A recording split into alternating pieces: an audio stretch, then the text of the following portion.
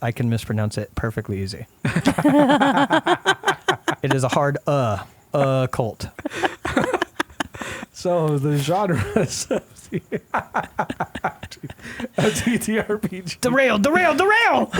Why are all the rails? The rails are all gone. Really bad at this podcasting thing. Yeah. Or are we the best? Well, the numbers. All 17 The numbers, of Mason. our subscribers tells me that The numbers, Mason. What do they mean? numbers tells me that we're the best. We're at 26 right now.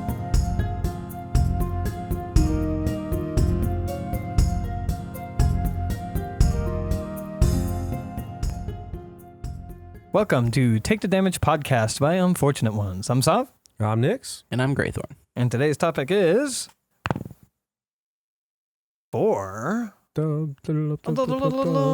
didn't have it open on my phone. It is genres. Genres being like horror or mystery or noir or things like that. I suppose we could start with just talking about genres that we've played.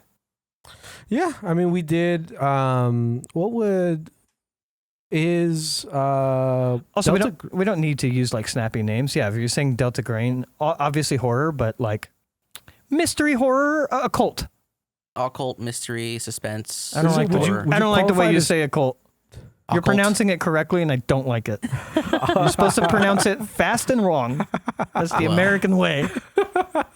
Well, I know we're not American. We're Right, Japanese Japanese businessmen. businessmen. so that's Yeah, but most of our business is overseas in the Americas, so we should We've pronounce been it wrong like Americans do. Yeah, we've been well trained in what American culture is, and so we try to make that like our vernacular and everything. Yeah. Anyways, Very difficult word to even pronounce as a Japanese person, by the way. Oh, really? Yeah. Oh, It's really hard. I mean, yeah, of course I know that. Yep. As a Japanese businessman, I would know that. Yep. Mm-hmm. You know, ESL.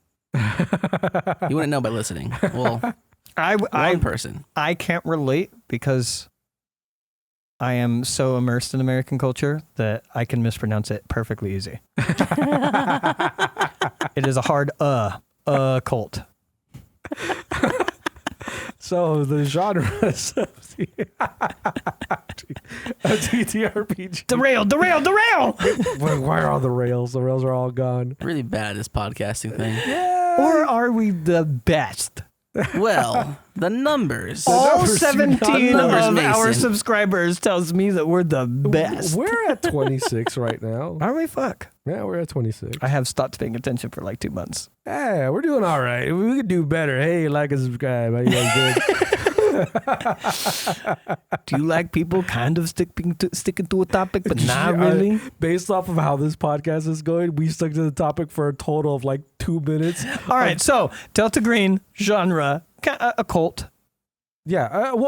Is it what I was gonna ask? Is it like also touching on noir because it's like usually set A little bit. back Investigation. Yeah, and- like it hits like noir, suspense, mystery, occult, horror, all that stuff. Yeah. So Yeah. I think noir is what they're more trying to get at with like the weird like yeah.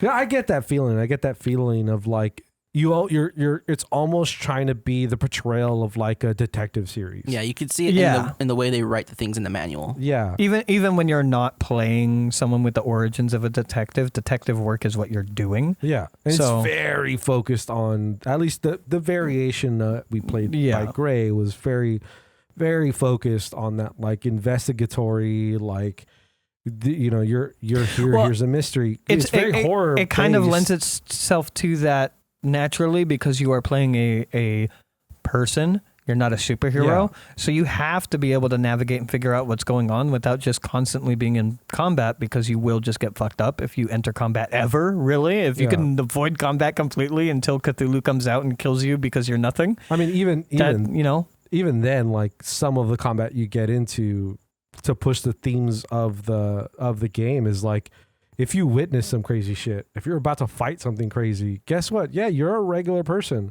Insanity That's what check. happens when you see some crazy wild thing that is multi-limbed, multi-eyed with a mouth in its chest, and you're like, oh, make a sanity check. Yeah. Because the thing you just saw is fucking crazy as shit. Yeah. And you're a normal person from West Virginia who has never seen an alien before. Yeah. Imagine driving down the street to a gas station and out of the front of the gas station comes out some ungodly horror show.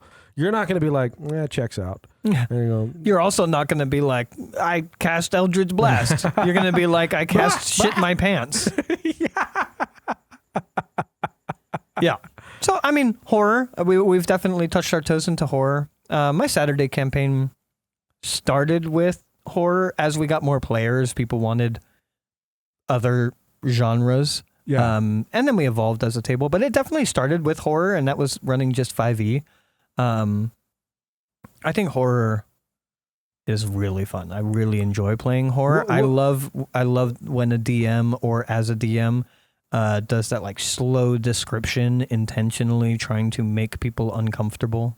I mean, what is the? I'm trying to. It still would be fantasy. I'm trying to drag in what you talked about in our last last post show, is like when like you're setting up your super silly, goofy story that you're going to run for people, and you're like, cool, so my world is going to be this desolated place where there's going to be they loved it, by the way. Yeah, there's going to be the remnants of death and people that, you know, they already want to interact with Levain, the remnants. Yeah. It is literally, there's a magical prismatic powder that is the actual essence of a creature, a lost soul, that was vaporized through the fucking. Yeah. And just to make it darker, it stays collected. So like one individual pile is one individual person, and it doesn't go away. Yeah. It'll forever be collected as a pile. Yeah, it is now a mineable resource. Yeah, super funny, like goofy. I don't know what your question is, but no. What I was leading to is like, yeah, you started off horror in your Saturday campaign. This post-apocalyptic, I feel like, is its own fitting genre.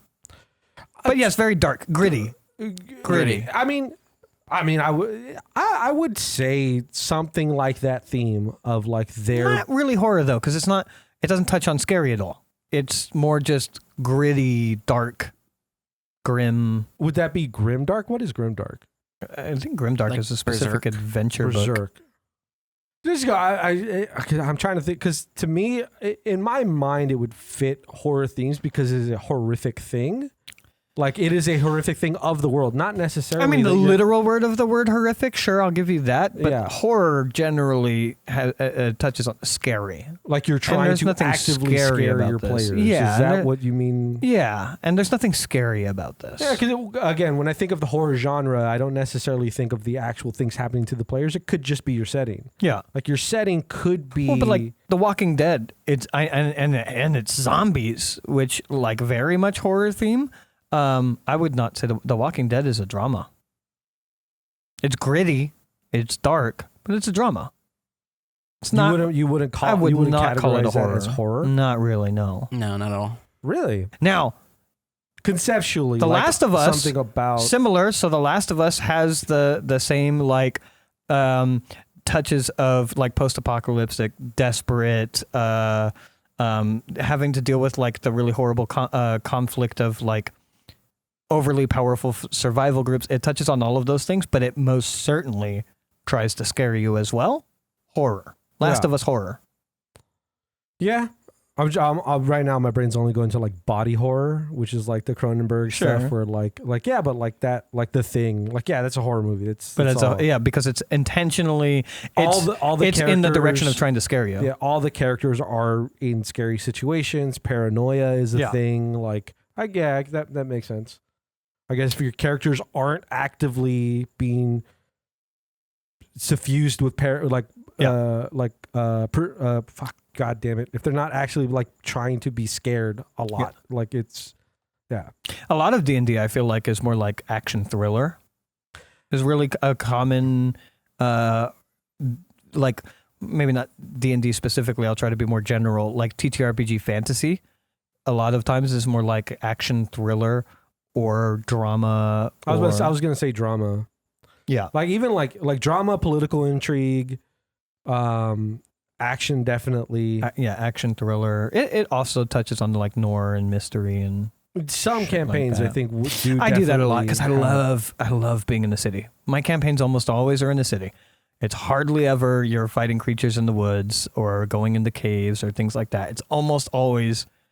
I mean, let me think about it. My Wednesday game is on the boat. My Friday game, they're traveling right now, sure, but mostly is going to take place in cities. My Saturday day game is in a city or is in cities. My Saturday evening game, at this point, based on player choice, is all taking place in one city. My Sunday game, I kind of haven't really decided. I think it's going to be a mix of like political intrigue and whatnot, but also I want it to be way more combat-y and actionable or action-y. I mean, I think most fantasy settings are city, suburban, like that's what I like about village. I'm trying to think of like even games I've seen where like if it is a high fantasy, like classic high fantasy game, you usually have some sort of city as a hub. Yeah, it's like where the characters originate from, and they're going to either travel to another city or potentially investigate the ruins. But also like I was just gonna say ruins and caves and dungeons and mountains and woods and all of those things definitely happen in D&D. Of course, I'm just saying that. It's just some games more prominently than others. Yeah. Hardly ever in my games, unless you're traveling. You're gonna be in the city. There's gonna be politics. You don't have authority here. Figure it out. Oh, we're going to travel. How you guys going to travel? We're going to go on a boat. Cool. We're going to do that for the next 30 sessions. You know. Yeah. I would describe, I almost always touch my toes into horror because for me, it's the easiest way to show how scary a bad thing is. Sure. So like, I would say political drama. I would say drama overall, my Saturday evening game, drama overall. But like when they were in the woods and I had a creature attack them, I long and slow drew that out to be scary. Yeah. I made it scary. We went into some like haunted house thing and it was, I guess, creepy, but still creepy falls under horror in my mind. I definitely dip my toes into horror a lot. Yeah, just you as a baseline. Yeah, I don't run horror games, but when something comes up, I very much dip my toes into horror with long, drawn out, creepy ambiance descriptions and like putting it onto the players where it's like, oh, your skin's crawling, oh, you got a tingle in you know, your hair's standing up on end, you feel dread in your heart, like within the description. Yeah, I definitely dip my toes into horror quite often. Where would you say is like your, if that was like your fallback, you know, like you kind of like, do you have something you fall back to a lot? Like in terms of just the genre of the games and the stories you like to tell? I feel like the games we've played with you felt more action-y. Like action adventure. You mean like the Realm Watcher games?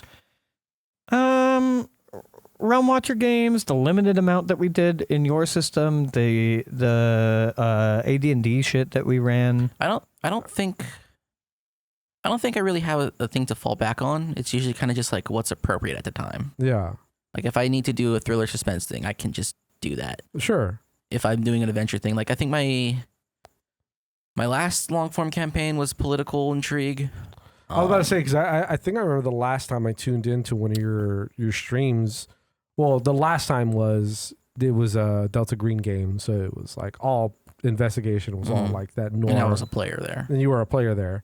But before that, it felt like very much like your all your players were talking to somebody and like trying to. It was like a political intrigue moment. It was like trying to. It was that. Sure. The players at the table are all trying to figure out, what's the right thing to say in this moment, and how do you do this thing? How do you navigate this situation that we're in? I like that. I think I like that the most when it works out. Same.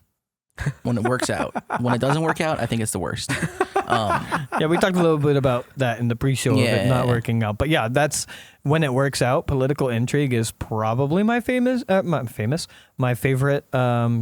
thing to do of like the players figuring out how they have to navigate something. especially when they're overpowered and they can't use it. I love that. Yeah. I also love the opposite, when they're underpowered for a situation and therefore know that they will get stomped out if they don't act right. Yeah.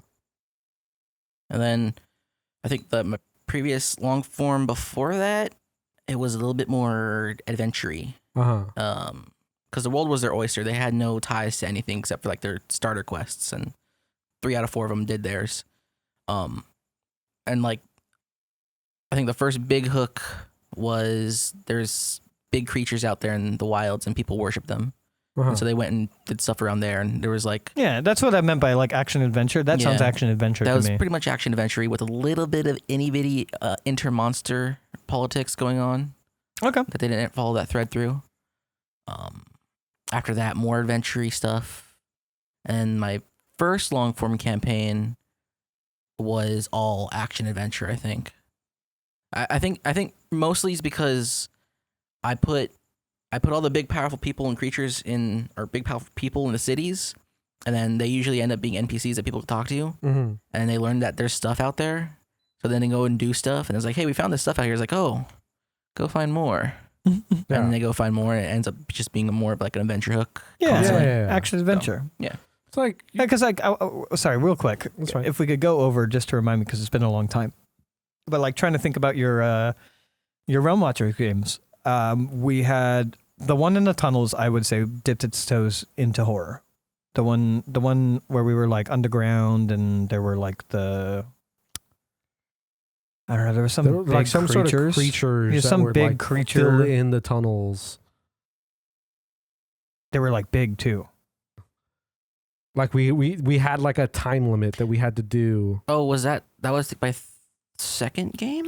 Maybe. The big centipede. Yeah, Those guys. So that one, I feel like you went a little bit with your descriptions into horror, but then the other games that I could think of off the top of my head. Oh, that one was turbo horror because those things were inside people. No. The other thing I can think of off the top of my head was the one where my Leonin died, and they were just like all over the city.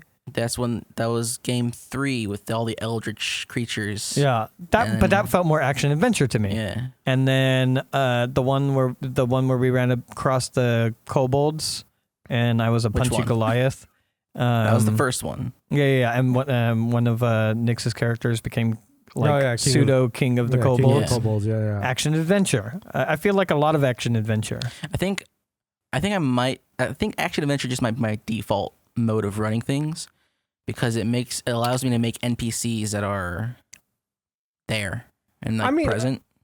I think that's if I was to assume, and it also allows me to do more world building around whatever things players do. Right? Yeah, that's my main thing, is to just do world building shit constantly. Sure. So if people are action adventuring stuff, they usually tend to, instead of going in a straight line, they explore. They want to explore. Yeah. Well, I think a bit, you also do something that I think bleeds into action adventure a lot. Is a lot of what you're doing in cities, from what I've seen, is like this is an exaggeration, but you do a lot more of it, so I'm going to exaggerate, which is like, oh yeah, everybody you're talking to is just like a quest giver and an adventure hook waiting to happen, and like you go talk to the blacksmith and he knows where this really cool material is to mine, so you can go do that if you want. You talk to this elven priest and there's an ancient artifact out in this cave somewhere, and it's like everything is like an adventure hook to leave. No, those are just the red herrings that you're picking up.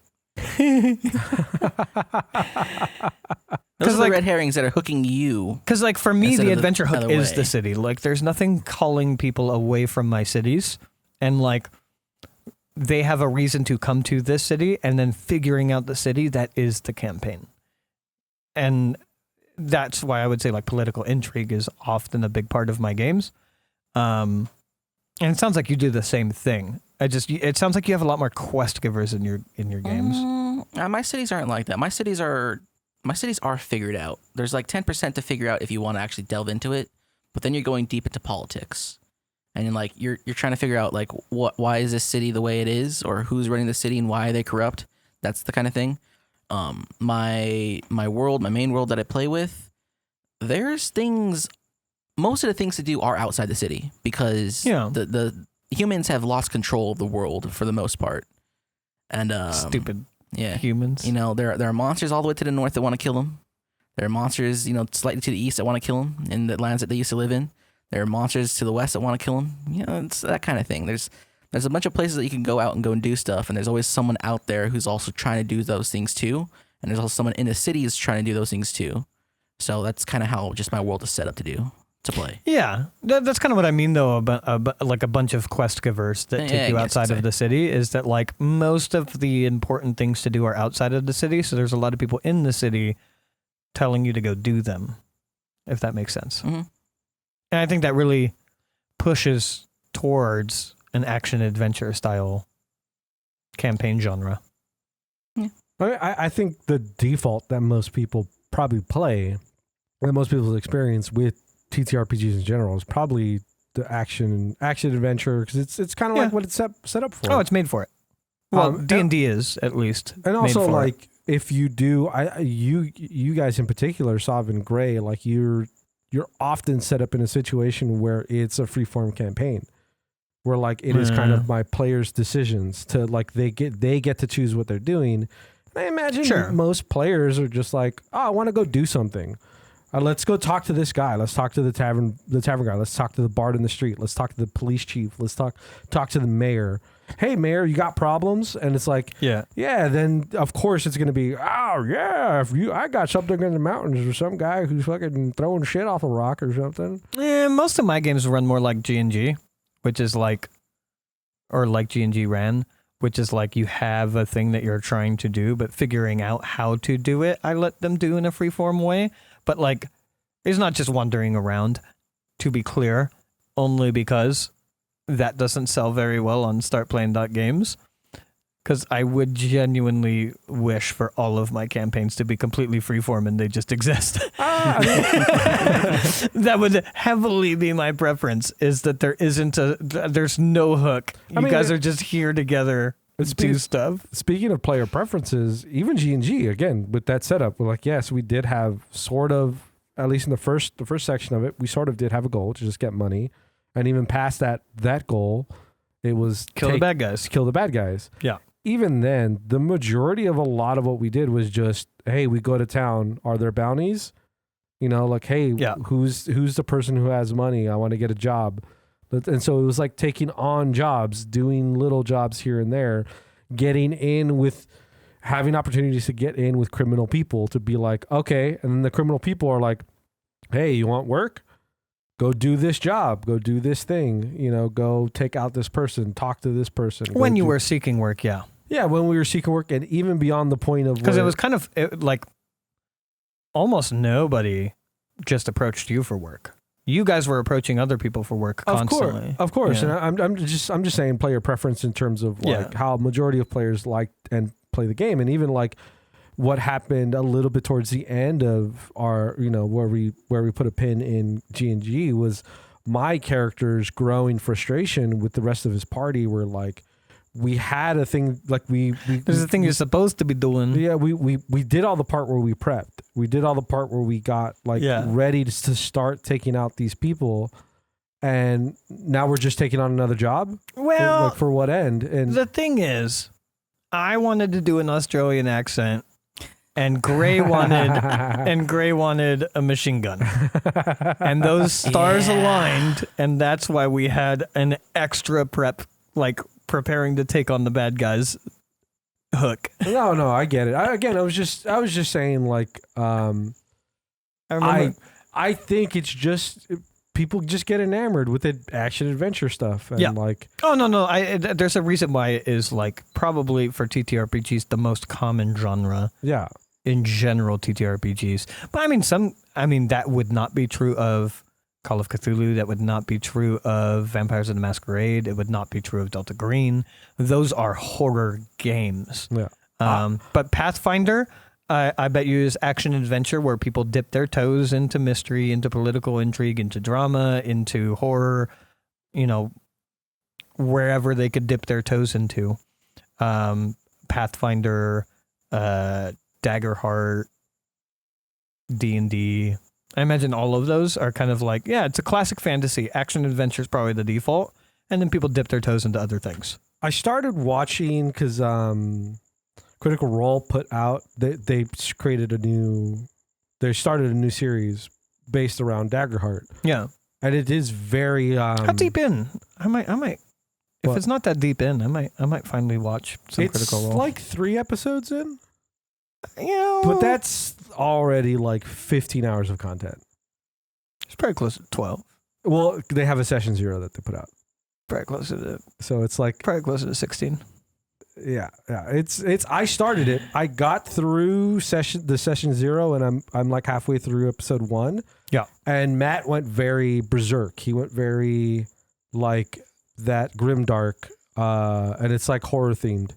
Like the world is like muted colors. One of my players told me like, "Hey, for the style of DM that you are, Daggerheart way better fits as a system." Yeah, actually, yes. Because I didn't know this, but apparently, like the likelihood of character death is like crazy high in Daggerheart. Like characters die like pretty easy in Daggerheart. So I was like, "Oh, cool! This is actually like it is kind of meant to play a little bit more like dangerously. Like fighting is not something to be done lightly." Also, just community things. The guys who left. I saw that. The guys who left WotC went over to Derringer Press. The Darrington Press, yeah. Or Darrington Press. Sorry, that one. I mean, fucking Critical Role has Amazon money. Like they're gonna be fine. Yeah. Yeah, and WotC is like the bastard child of Hasbro. Yeah. Like Hasbro's like, why do we even own this anymore? WotC has become. We just need Magic the Gathering. That's all we need. Yeah, WotC has become crazy corporatized like over the last like 10 years. Like the last 5 years, even more so. I mean, it's one of the reasons why I stopped playing Magic the Gathering is like how just overtly money hungry the game has become.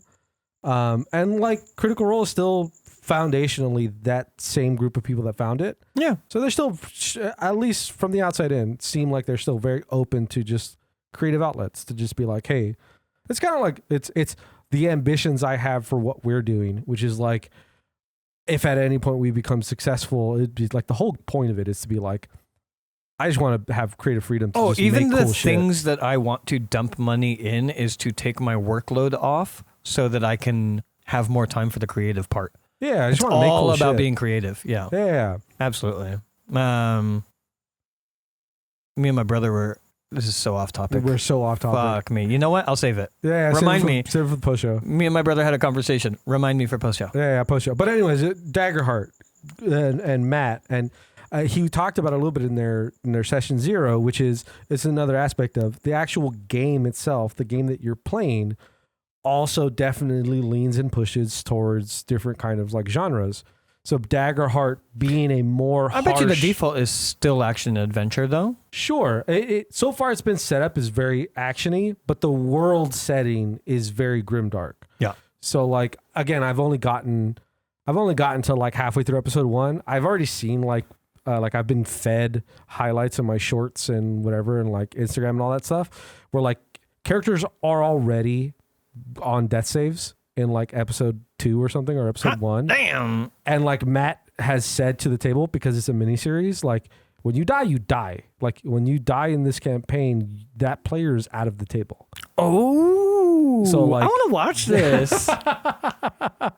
You know what I was just thinking in my head is it's so funny now that this is probably true, but like I bet you Lord of the Rings would be considered low fantasy. I would love a low fantasy TTRPG system. Yeah, I would love essentially what I'm saying is imagine D&D, all of your racial traits are still there. So the 88 or whatever races that currently exist in D&D, all of that exists, even the magic within them. And then everybody can only play martial classes.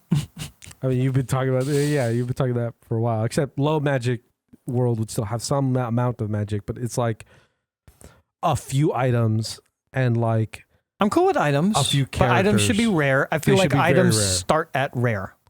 Yeah, instead of uncommon, they start at rare. Yeah, I just immediately think of like the ring, the sword, the goblin slayer. There's been sword. multiple weapons. Yeah. Yeah, I think the other main character, a bunch of the main characters have like magical swords or weapons. Like I'm pretty sure, right? Like For the most part, not really.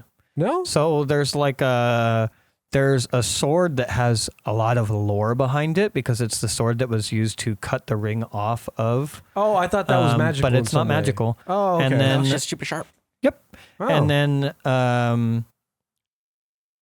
like Frodo has a bunch of magical items that he got from Bilbo from The Hobbit. Yeah. So he has the mithril shirt, which is not magical. It's just really lightweight.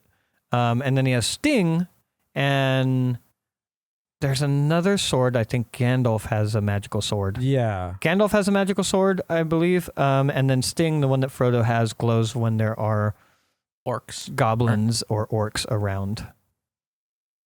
And then the rings. All of the rings. Yeah, of course. Gandalf also secretly has a ring the whole time. Yeah. Galadriel has a ring. Who else has a fucking ring? It doesn't matter. You don't care. But yeah, there's not that many magical items. So like I said, start at rare. Yeah. Magical items start at rare, and then like oftentimes aren't that powerful. Like we're literally talking about starting at rare with a sword of warning. Yeah. So like super, I mean, if you don't have anything, that's so unbelievably useful. Yeah. And it's the problem with scaling is like, if you start off with a dagger of warning, then that feels mundane. And then you start getting these other things of like soul trapping fucking hammers and shit like that. And you're like, you go back and look at the sword of warning and you're like, that's nothing. But if you have nothing and then you get a sword of warning, that's crazy cool. Yeah. And there's so much you could do with that. So like, I think almost a sword and board TTRPG with rarer magical items that exist within the world, racial traits still being a thing. So like, elves can do the trance and shit like that or whatever. So like the racial traits and magical things, some people get like Misty Step or whatever. I think that shit's really cool, especially because it's really limited. I do think there should be more passive magical traits for the species and whatnot, but overall, and then when you write bad guys and they have magic, it doesn't need to be fucking Dragon Ball Z Cell level fucking power. It could just be a 1-up. You know what I mean? Yeah. Like it could just be a little bit more where like this person that you're fighting is able to have like their mage and they cast warding magic and their AC's a bit higher. But it's like, oh, how do you fucking counter that? Especially if you do it all around objects too. Like racial traits are racial traits and then everything else is object based. It'd be a big part of the game is like figuring out what is causing the magic and then have called shots as part of the system. And it's like, yeah, you got to get that fucking ring off of him or he's just going to keep OPing your party. Yeah. The whole time. And then you get that off and then you find out he's also an amazing swordsman. And you're like, oh, fuck. And then you got to do the actual combat. But if you don't solve the problem first, you're not going to be able to do the combat. And then creatures. I would still go all the way with, I would go more mythical creatures rather than like full magic. Like I almost wouldn't do casting to a degree. Oh, I think in a world... I would do casting. I would put mages in the world. And the mages can do casting, and you could do all the different types of mages as NPCs, not as players. I think I would stick to almost like folklore and like Well, you could do full fantasy, but medieval fantasy kind of stuff where it's like owlbears are fucking sick. No, exactly. I'm yeah. saying stick to that level, which is the creatures are pretty crazy. And like, maybe you have a hag. Maybe there's a hag that, but still isn't the defined level of what a hag is in 5e. And like, you have like, they just are kind of like, they have the warding things. They have some level of cursing, but like nothing crazy. It's not like they're just this weird creature that's lived a long time. So they're very wily and smart and like maybe their body is very strong. And like, the same thing with like dragons. Dragons are just, for the most part, in a lot of like medieval fantasy, are just really strong creatures. They're just fire breathing and they're very strong. And even some, I don't know how much they even fire breathe, depending on the story you read. And it's like, yeah, it's just a big fucking lizard. It's a big, crazy lizard. I have a really important question. Gray, what genres would you like to play in that you've not really experienced? I just realized we were on like a 30-minute tangent about fucking nothingness. You guys and your tangents. We were so far away. We were so leagues away from our topic. Well, I mean, technically, you're in the low fantasy We were genre. talking about Low fantasy. yeah, All right. we were talking about fantasy and high fantasy. and Low fantasy is a genre. I'll give that. All Yeah. right, shut up, Gray. We're not asking that question anymore. All right. We'll save that for after I the break. rescind, you I rescind idiot. my time to speak. How would you achieve low fantasy as a genre? I How don't would know. How would you achieve that in your system? Could you do Well, that? that's the problem is that I really do, with my current world, I want to make magic a lot more rare and a lot more powerful. But because I'm running off of a skeleton of 5th edition and I have to have spells because I don't have the time to make an entire spell list. Yeah. I can't really do that all too well. yeah. Like ideally I would cull, maybe I would cull the classes, but I kind of wrote those classes into like a universal. There's a lot of shit. There's a lot of shit that I can't talk about on this because it's not genre Sure. appropriate. Yeah. It's not topic appropriate. But that's ever stopped. Oh, is that us. something Yeah. that we do? Is we Well, you see, intentionally not talk I about try non-genre? to. You guys are incapable. Yeah, but also to be fair, your version of not talking about things that aren't genre appropriate or topic appropriate is to just be quiet. Well, I got nothing to say about your offshoots. I mean, what am I talking about? We're so bad at podcasting. I mean, like, I like the idea of making in a low fantasy, making marshals have abilities to use, Sure. or Yeah. special abilities, special stats, maybe stuff like that. A lot closer to AD&D. I think AD&D really is a good setting to use for low fantasy. Yeah. Dig into Pathfinder. Pathfinder's, like, the amount of features that exist for the martial classes Yeah, is they have a ton. crazy, and they're good. I've only used And they're not 3.5. I only played 3.5 adjacent Pathfinder or first edition Pathfinder because of the games by Owlcat. Yeah. So I can't talk for 2. But yeah, there is a lot of feats that you could use that make But it's martials also kind of like- a lot more fleshed out. It's also good. Like, I feel like D&D holds this ever-long excuse of, like, what do you do with martials? Because, like, how do you make martials cool without magic? And, like, some of their fucking excuses just feel like magic, even though they're technically not. Pathfinder just does a really good job. Like, there is a rogue-like subclass that is charisma-based, and it's all based off of, like, feints and parries and shit like that, and it makes perfect sense as a martial. Like, it doesn't feel stupid Yeah. that you have a charisma-based martial class. Yeah, you give martials a thing to do, and then you could build a good, decent low fantasy base off of that because you're stripping the magic out of the game. Yeah.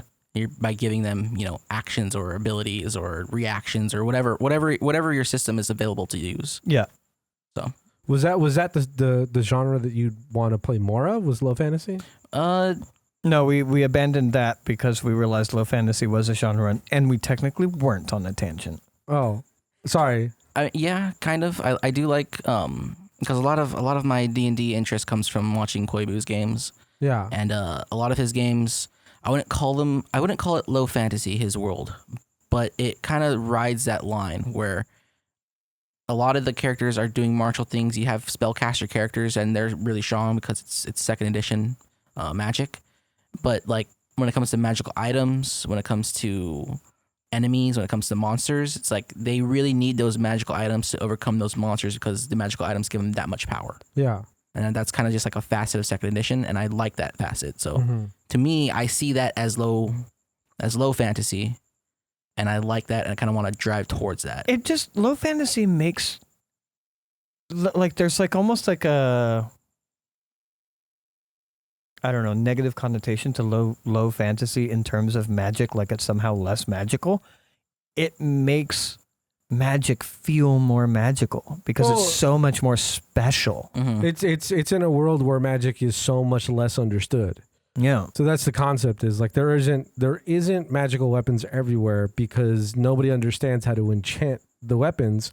They just found these weapons that have been enchanted by some long lost sorcerer or something, and so people just don't the magic is still a mystery. I've seen it so many times where like, you give something to a like loot to a party and they go through all of these magical items like it's a fucking bucket and they're just chucking things out where they're like, of warning, trash, of intellect, who cares? And it's like, those are such amazing items that you're just like not caring about or just hoarding, like they're just like common items or whatever. And then like if you're in a world where like you've been playing in this game for like 6 months and then your DM turns around and as a gift from the Elven Queen, she hands you over a ring of invisibility and it only turns you invisible for like a minute. But it's the only piece of magic that your party has. It's like, oh, holy fuck. This is such a huge boon to what we have and how we can now go about, traversing mysteries or whatever. And like, oh, someone needs to confront the bad guy. Well, send the guy with the invisibility ring because if something goes bad, he could slip the ring on and get away. Like it becomes so much more important. Whereas like, ring of invisibility, who cares? I could cast that at first level. Who the blah, blah, blah. like, you know what I mean? Like, it becomes so much less important. Yeah, I mean, because it's the, like, ubiquity of everything in your world. It's like, immediately when you're talking about that, like, oh, somebody picks up, like, because that would be me. If I was playing a traditional 5e game, we loot a thing, and there's a sort of warning, and I was like, I don't need this. I'll throw it. Well, warning, actually, I do like. It's neat. I'll keep it on my person, but I'm probably not going to use it much. I'll just use the warning property if it comes up. If I had a +1 weapon already, like a warning would be, it would be like I don't know if I really care about having, depending on the setting of the world I'm in. Yeah. Like if I had a +2 weapon, fuck that sort of warning. That sort of warning can go fuck itself. But like the thought I had was like, it's kind of like modern technology at this point, like people. I have a little small fridge in my house that somebody threw out because it had a little ice that formed in the back of it. I was like, yeah, you just scrape that off every once in a while. And like, I got the perfect example.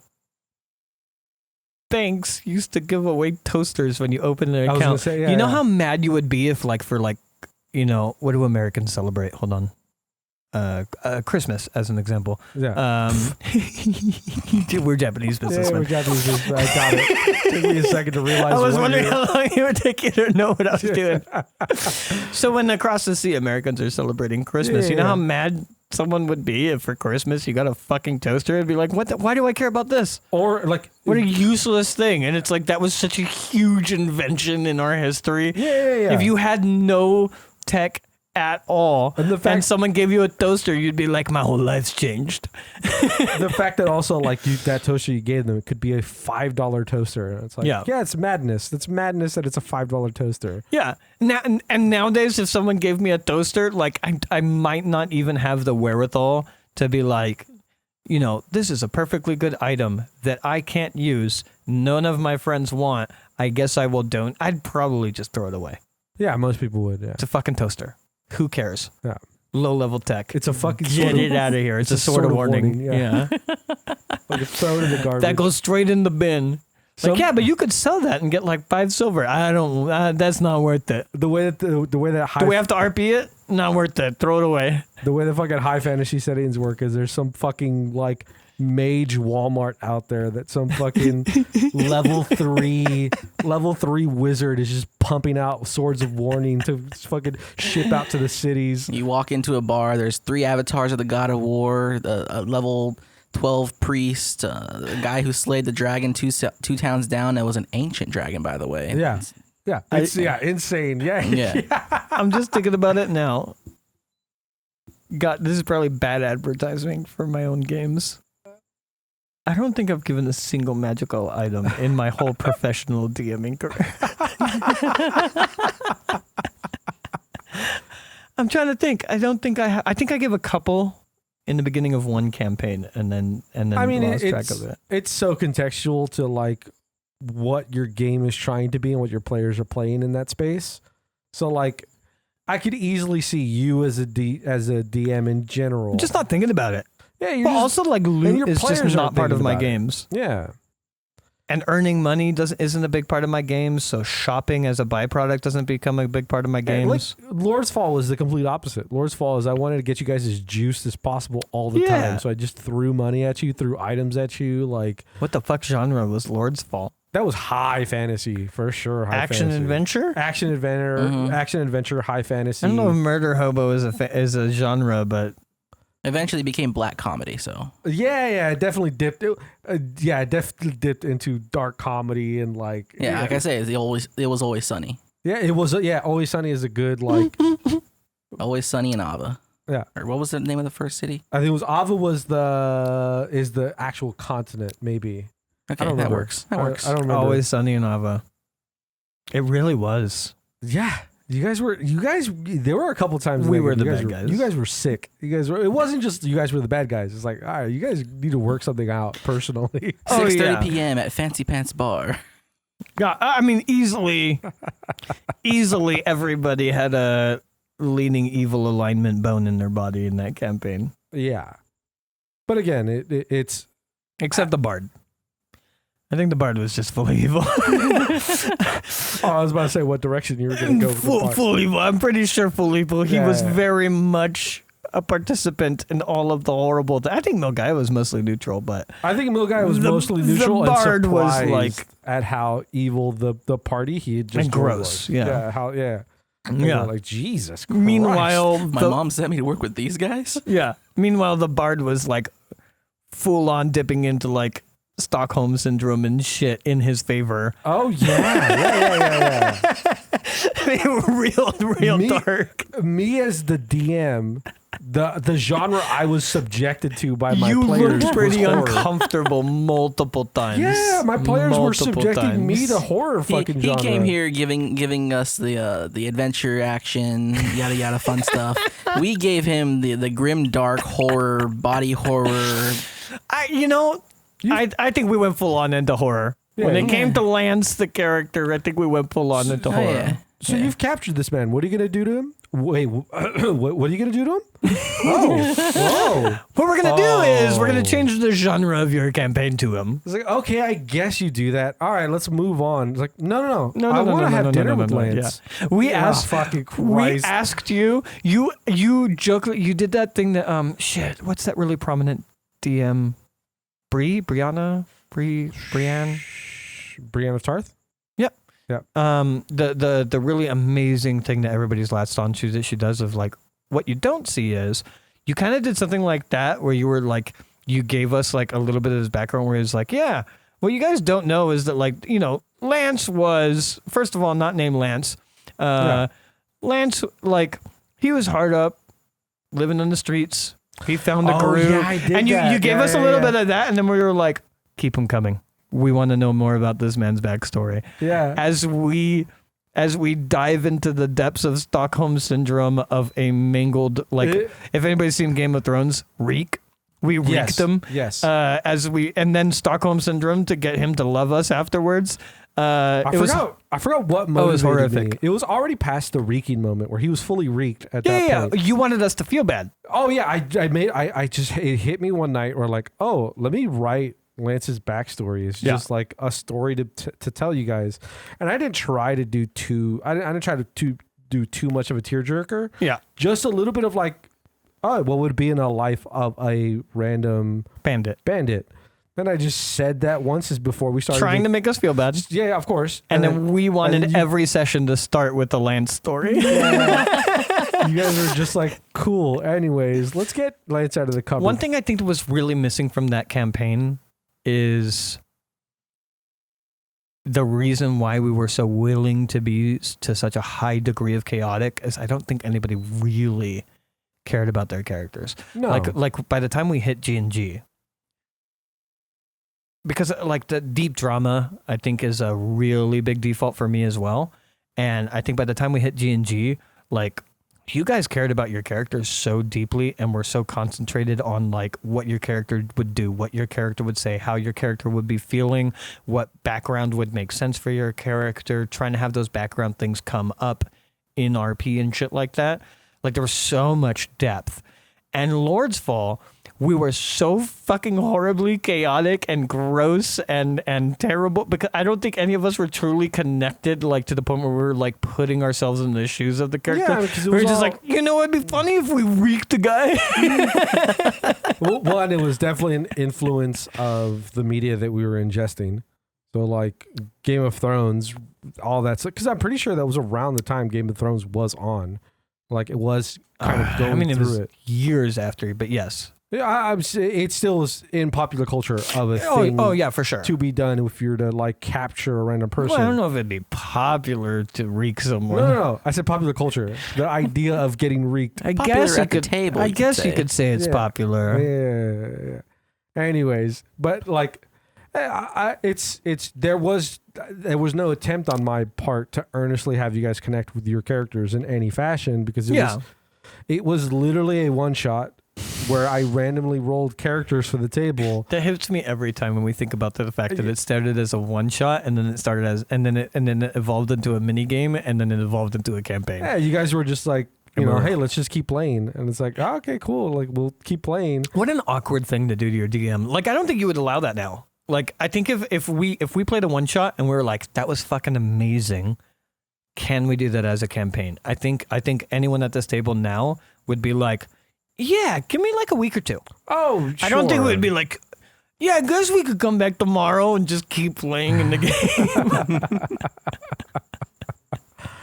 I don't think it was the next day. No, it was a week later. It was a week later, but still, it would definitely be no prep time for you. It would definitely be something where like, hey, this is like okay, I guess we could do it, but it would be way more of a stretch now. I wouldn't necessarily be opposed to it if it was like, oh man, this is really fun. No, absolutely not. I wouldn't be opposed to it either. If we ran a one shot of something that I was doing and you were like, that was awesome, we really want to continue with these characters, Like, blah, blah, blah. I'd be like, yeah, absolutely. Give me a couple weeks to actually flesh out what's going on, so that we're not just scrambling the whole time and you guys never feel like you don't know why you're in a situation. But yeah, I'm down to continue a campaign. But like coming back the following week, that's rough. Can't believe we did that to you. Yeah.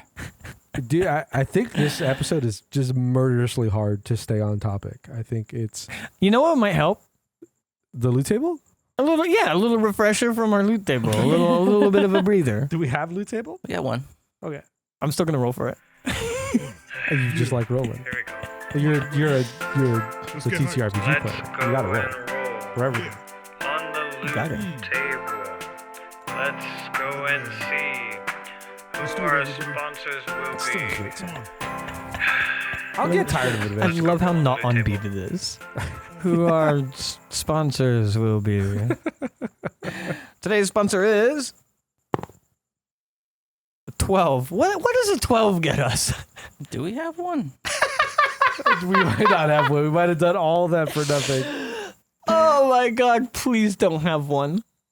Like, I hope you do, because I would like to keep the formula of the show, but also... We did Loot Finders, correct? Which one is Loot Finders? That was the one based on honey. Yes, Yeah. we did Loot Finders. Did we do Silver Piece? That does not sound familiar. No. So today's sponsor is Silver Piece. Well, We did the S5E, but okay, that's... we did S5E. Yeah, it's different, I think. All right. Well, okay. Silver Piece is the thing. Adventuring can be tiring business. We go out to do some things, fight some dragons, negotiate with unthinking and unfeeling beasts, harass nobles, and put the fear of God into bandits roaming the lands, all to come home to a whole new quest log of chores to do. Sometimes you gotta trim the rose bushes, mow the lawn, clean up after your roommate's pets, blah, blah, blah, blah, blah. Dealing with home life after adventure life can be quite the slog. Unless you're a druid, and then you could just order all those previously mentioned things to do themselves. But what if you could hire a druid to do it for you? That's where Silver Piece comes in. Silver Piece is the premier service for the busy adventurer that provides you with a whole host of services ranging from simple house chores to skilled artisanal crafts. Need a new custom-made shield for that duel 2 cities down? Silver Piece could connect you to a whole new realm of skilled craftsmen who will tailor their abilities to your desires. Got an unruly tree that needs pruning? A few silver pieces can summon many a handyman to convince that tree to behave, but with the flick of a wrist. Does your recent crime scene need some cleaning? Don't spend more than a single silver piece to get the evidence cleaned up and everything looking good as new. Or almost as new. Yeah. Truth be told, most of the people you're hiring on the service are kobolds, but hey, they get the job done. Say goodbye to costly expenses and embark on your quest with confidence, knowing that Silver Piece has your back.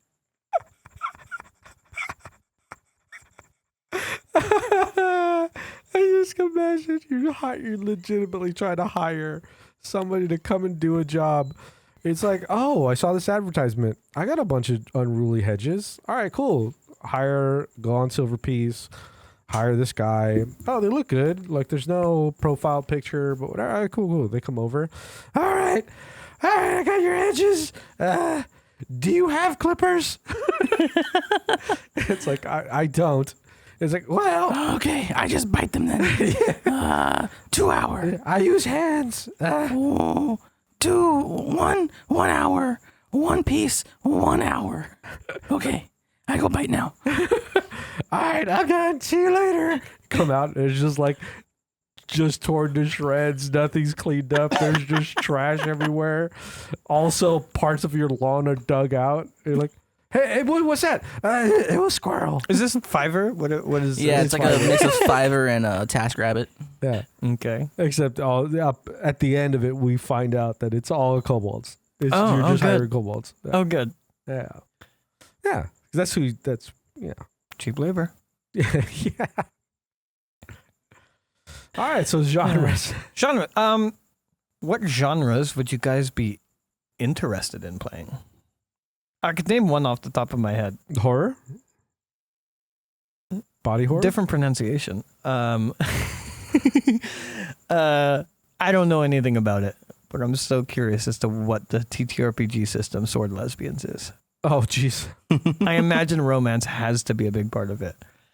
I don't know romance anything as about the game. romance as a heavy genre influence sounds interesting to me. I don't know anything about like the setup of that game or like Nothing. what I is- know nothing about it. Yeah, what is the usual game that people play in that? Like, to me, it sounds like it's you know, I said it before where like the mechanics of a game can often lend to like what the genre is and the Oh, very and the specifically. place So you- like you- a lot of, so like what's his name? Matt Colville. Mhm. He has a great video on genre talking about not trying to adapt a system into a genre you like, but instead play one of the many fantastic other TTRPG systems that are written to be that genre. Like if you want horror, don't try to make D&D horror. You can do it, but it'll never accomplish it in the same way that Call of Cthulhu can, Yeah. because Call of Cthulhu is written to be that. I don't know a system that would be like right now. My leaning for the Cobalt Buddy Cop game is action comedy. That's what I want to do is action comedy. I think D&D captures action comedy, but you know what Fun. else I bet you does? I bet you Cyberpunk captures it pretty well. Yeah. For the majority, I'm going to use 5e is going to be the main base of what's happening.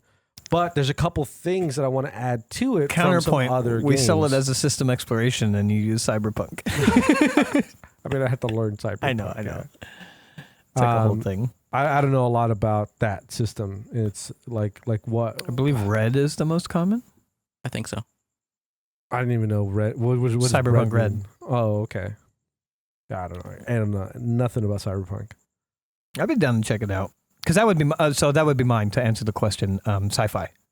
I'm such a fucking sci-fi loser. I would love to play sci-fi TTRPG. I mean, that is what I thought for unrelentlessly beyond what you guys were telling me all the time, and even beyond the first hour of the game we were playing, what I thought Delta Green was. For no reason. For no reason. There were no indications I of just- it. No, it was- no idea why. Yeah, as soon as you said Delta Green to me, in my head, that just shoved me into the space of like, oh, Space Marines. I can't, even now, I can't be like, I could kind of get why you might have Nope. thought that. I have no understanding of why you thought Yeah, that. I have no idea why I thought And kept thinking it. for a long time. We had conversations out loud about the game. what it was. Yeah. and why your thinking didn't make any sense and you still thought it. Yep. I think I was again talking about media that media that your players consume influencing how they approach a game. It's like I think at the time I was so obsessed with SCP. Well, SCP kind of fits. Yeah, SCP is more understandable. I just don't know how you got to Space Marines. It's in my mind, if you're going to play a TTRPG at the time, well, there's combat is a big part of TTRPGs. And what's combat in TTRPGs? Well, it's like high fantasy combat. You got to have like magic or big guns or like, what else are you doing here? I mean, before you explained anything about it, the only thing I remember you explaining is that you are super squishy and that there's guns. And in my head, it was like a high fantasy, but with guns and low HP. What? But that was before you gave me an explanation. The moment you gave me an explanation, I feel like I knew exactly what the fuck we were playing, and none of it ever made me think of Space Marines. So I also got the whatever super squishy uses guns. I interpreted that because I think maybe you're talking about different games where you're talking about like the damage dice is high. It's a lot of dice damage. I just thought, oh, it's like whatever HP, but just guns are big. Like that's what made me put Space Marines. Is like you just have big guns. That's why they do so much They're damage. just cannons. Yeah, you're using fucking giant machine guns like Warhammer. You have this fucking giant machine gun. That's why you get torn apart. Is like a single gun. This does this much damage because it's the weight of a truck. And it's like, oh, okay, that makes sense to me. Not that like, oh, it's a regular handgun and you're a regular person.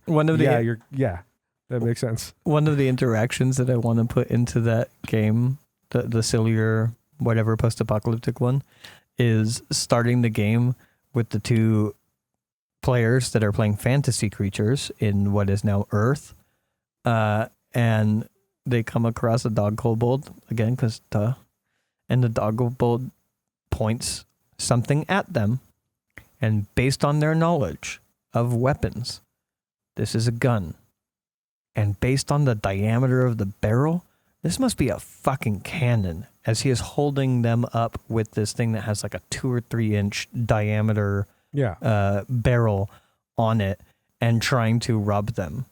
And then if I hope I have the luxury of the other player already being a part of this, I'll give that description to them of like how daunting it is what they're facing down, of like that has to be like a crazy gun. The barrel is just huge. And then furthering the description for the third player where it's like, yeah, it's also yellow, it has an orange tip, and it's a Nerf gun. It's a dog kobold with a Nerf gun. I mean, but also, I also would like to play sci-fi. Sci-fi is... Yeah, sci-fi. Sci-fi is something I'm definitely interested in doing. I have so many ideas. Like, one day I'd like to go back and write my Space Mercs as a TTRPG as well, because it's less... it's way more like Firefly, whereas Cyberpunk is way more like Blade Runner. It's that dystopian, high-tech, clones... blah blah blah style, cybernetics and shit like that being involved. Way more techy. Yeah. Whereas I want almost like a low tech space faring sci-fi for my game. But in general, any sci-fi I think would be cool. Something more Star Trek, it would be cool. Yeah. Where it's like, yeah, there's just sliding doors and replicators that you could mash buttons and get mashed potatoes for no reason. I mean, fucking Fifth Element is one of my favorite movies. Yeah. Where you just, people put a pill in the microwave, you get a full thing of food. Mm-hmm. The buildings are, whatever, impossibly high, as you have layers of traffic, kind of like Star Wars. You have layers of like intersecting, hover car traffic. And the thing I liked about Fifth Element was like, oh yeah, there's also a polluted fog layer, or like you go down far enough and like you're past the fog, and it's like you're now in like the remnants of the base of everything. Like what the hell's goes on down there? Like the part that people know is. I love the idea that like different parts of society just operate on different levels of height. Yeah, where it's just like, yeah, I mean, your apartment is a port. You get in a taxi of whatever kind, and you go to an establishment, all of which is within your threshold of like your social status. So like you fly over to this building and then you get into that port and it's a restaurant or you have a business meeting or whatever. You want to go to the air quotes park. You get in a taxi, you go to this building and there's like an indoor park and you play baseball with your kids and whatnot. And you just like, you never there's no ground. Yeah. You don't actually go down to the ground, and it's based on your status.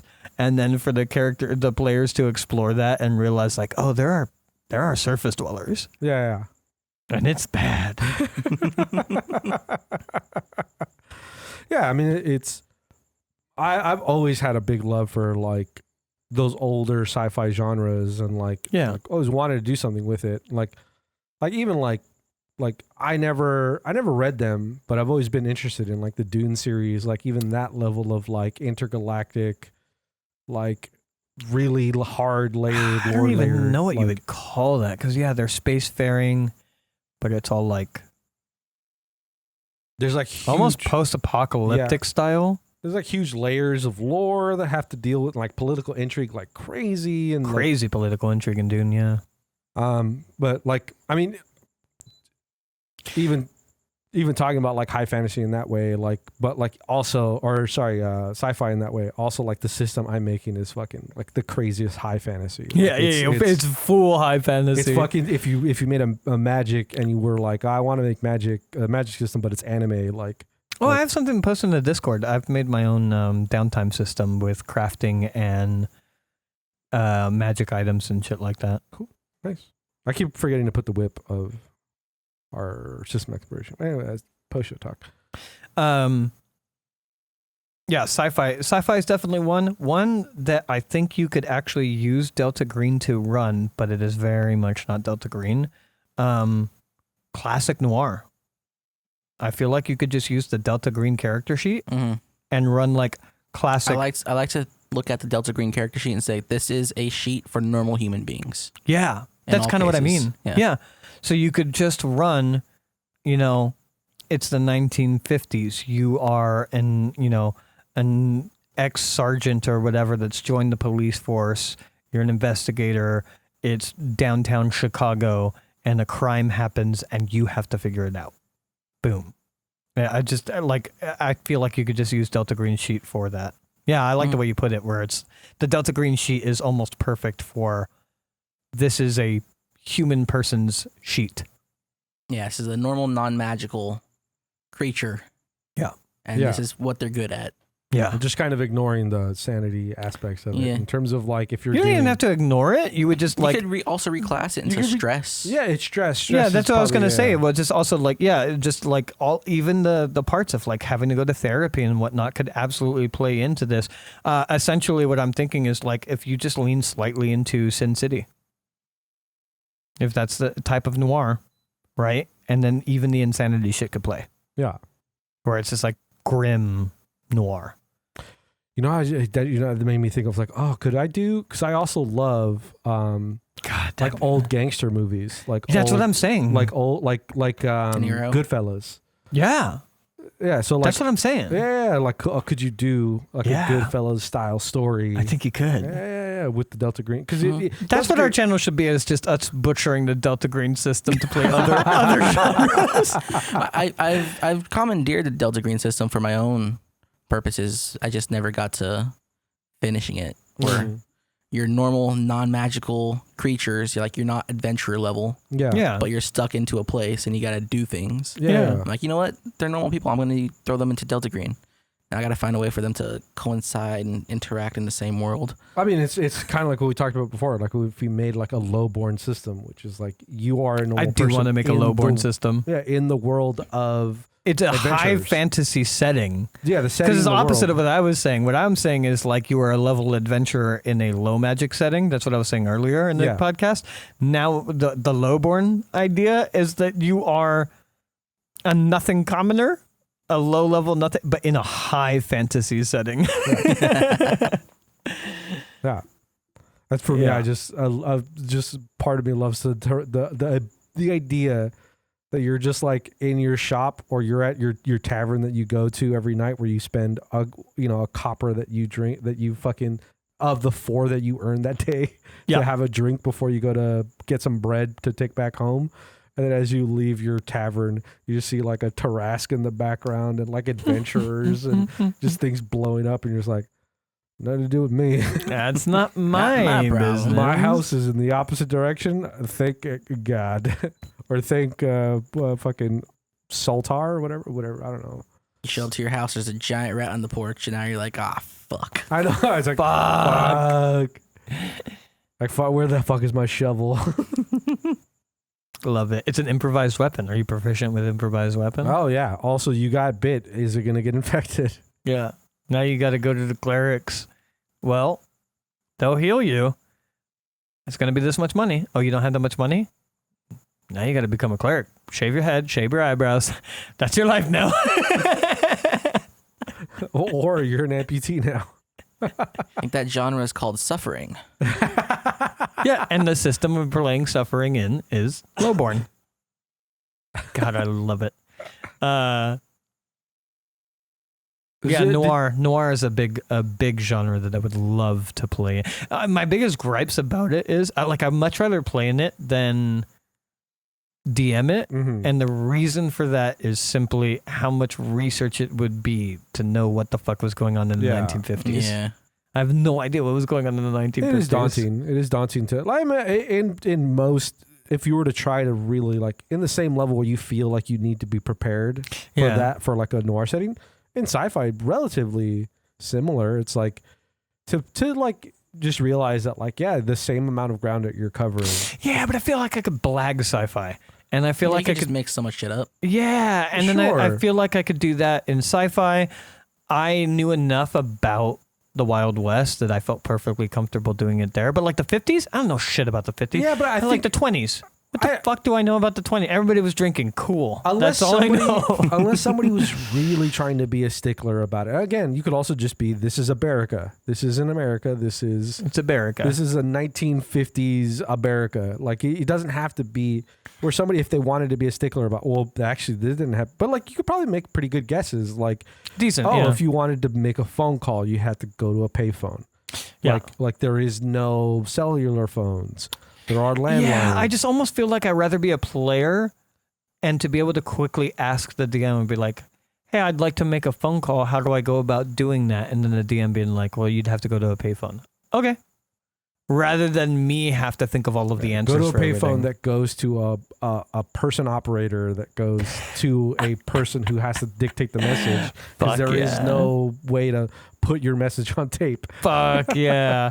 I'm driving in my car. I park. There's problems on the left. No problem, boss. I slide across my bench seat to get out of the passenger side. As I put away my beer that I was holding on to. Put away my beer and pocket my meth. As I go into the children's hospital with a lit cigarette. And I walk up to the nurse and sexually harass her. Hey, Dutch. Nice scams.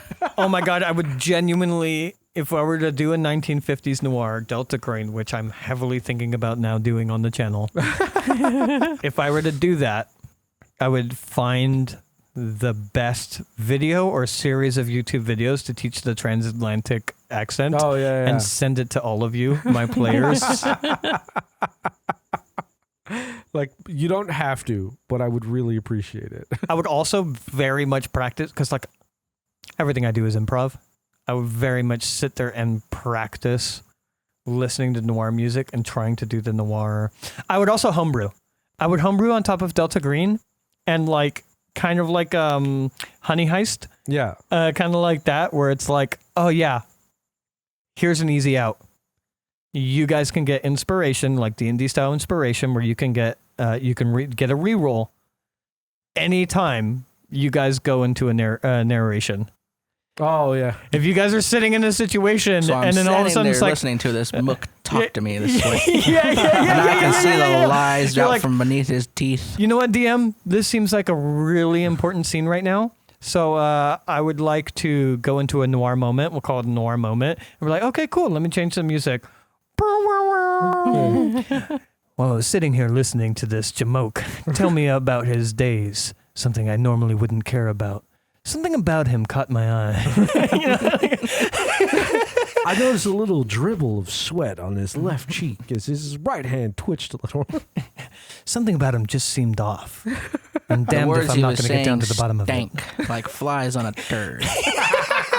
Dude, you're really good at that. Dude, absolutely. Oh my God, we're doing this. We're going to do a buddy cop noir based off of Delta Green with a noir homebrew system on top of it to do a noir mystery in the 1950s. It's fucking happening, baby. I'm going to write it.